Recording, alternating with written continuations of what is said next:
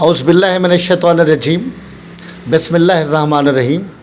मेरे सामीन और नाज़रीन, मैं आपके लिए कि ऐसा नुस्खा लाया हूँ जो कम लोग हुक्मा साहबान बनाते हैं प्रोस्टेट गदूद के लिए। प्रोस्टेट जो ग्लैंड होते हैं, जो पेशाब की नाली में गदूद जो आ जाता है, ये 50+ के बाद ये मर्ज़ शुरू होता है और ये मर्दों में ज़्यादा होता है।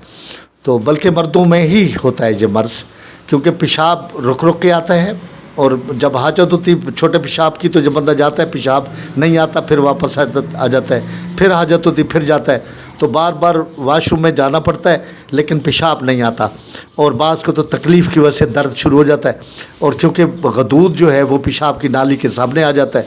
ये बज़ाहिर तो जो प्रोस्टेट ग्लैंड्स होता है ये चने के मटर के दाने के बराबर होता है, ठीक है। लेकिन जब ये बिगड़ जाए, जब इसमें बिगाड़ पैदा हो जाए, जब ये ख़राब होना शुरू हो जाए तो ये माल्टे जितना भी हो जाता है, तो फिर इसका ऑपरेट ही इलाज है। लेकिन जब डॉक्टर इसका ऑपरेट करते हैं, लेकिन अल्लाह के फजल करम से जो मेरा इलाज है, मैंने एक रिज़ल्ट भी लिया है, तो आप तो एक ऑपरेशन से बच जाएंगे। और दूसरा कामयाब इलाज है, वो जो गदूद है वो खुरना शुरू हो जाएगी, छोटी होना शुरू हो जाएगी, सुकड़ जाएगी और फिर से पेशाब आना बहाल हो जाएगा। और वो जो तकलीफ़ में मुब्तला शख्स होता है वो भी छुटकारा हासिल कर लेगा। और नुस्खे की तरफ आते हैं, मुख्तसर नुस्खा है, मेरे हुक्मा साहबान इसको बनाएं और इससे रिज़ल्ट लें और अपने जो मरीज़ है उनसे दुआएं लें, ठीक है जनाब। नुस्खा कुछ इस तरह है, ये कैप्सूल मैंने तैयार किए हुए। कलमी शोरा ले लें आप, कलमी शोरा अच्छे वाला, अच्छी नस्ल का, अच्छी क्वालिटी का आप ले 250 ग्राम ले लें। और रीठे का छिलका ले लें 100 ग्राम।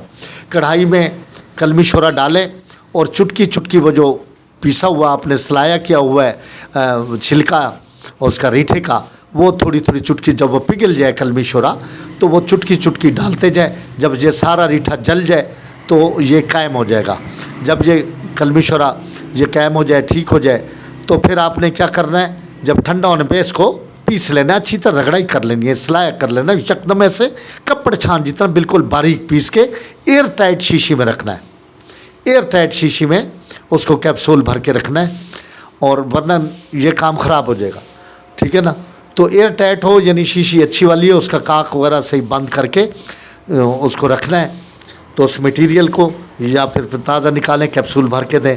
पहले कैप्सूल ना भरें, पहले वो जो मटेरियल है उसको एयर टाइट शीशी में रखें, फिर उसको कैप्सूल भर के दें। जितने कम से कम ये 1 हफ़्ता का दें, फिर 1 हफ़्ता का दें, एक हफ़्ता करके आप ये दें, ठीक है जी। अल्लाह के फजल करम से सुबह शाम ये खिलाएं और वो जो प्रोस्टेट ग्लैंड्स है जो बढ़ गया है वो छोटा होना शुरू हो जाएगा और पेशाब की जो तकलीफ़ है वो ठीक हो जाएगी, ठीक है। तो ये मेरे जो नाज़रीन और सामीन हैं, तो मेरे इस चैनल को लाज़मी सब्सक्राइब कर लें, ठीक है, ताकि मेरे आने वाली जो नई वीडियोज़ हैं आप तक बर वक्त पहुँच सके। अल्लाह हाफ़िज़।